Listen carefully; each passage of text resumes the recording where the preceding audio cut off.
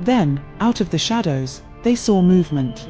A figure stepped forward, a woman in a tattered dress. Her skin was pale, almost translucent, and her eyes were wide with fear. She looked as though she had been wandering the ship for years, lost and forgotten. "Please," she whispered, her voice barely audible. "Help us." Daniel took a step back, his blood running cold. More figures began to emerge from the darkness, passengers, crew members, all of them pale and ghostly, their eyes empty and hollow. They moved slowly, their faces twisted in expressions of pain and despair. "Why didn't you save us?" the woman cried, her voice breaking.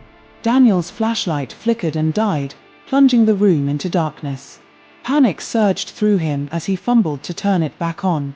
When the light finally flickered back to life, the figures were gone. But the whispers remained. "Help us, save us." The voices grew louder, surrounding them, echoing through the ship like a terrible, endless wail. Daniel's heart pounded in his chest as he backed toward the door. The others followed, their faces pale with terror. "We need to leave. Now," Daniel muttered. As they turned to flee, the ship groaned, and the deck beneath their feet began to shift. The walls seemed to close in on them, and the air grew thick with the scent of rotting seaweed and death. They ran through the narrow hallways, their footsteps echoing in the empty corridors. But no matter how fast they ran, the whispers followed. When they finally reached the deck, the fog had grown thicker, nearly blinding them. The fishing boat was still tied to the side of the ship, but something was wrong. The water around the boat churned violently, and the once calm sea had turned into a dark, swirling mass. Daniel and his crew scrambled down the ladder, their hearts racing as the ghostly voices of the passengers echoed in their ears. "You can't leave us. Don't go."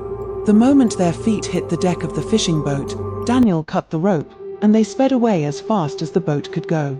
The ghostly ship faded into the fog behind them, the whispers growing fainter and fainter. But as they sailed back to shore, Daniel couldn't shake the feeling that they hadn't truly escaped. The haunting faces of the lost passengers were burned into his mind, and the eerie whispers still echoed in his ears. And he knew, deep down, that the Elysium would never stop searching for the souls it had lost.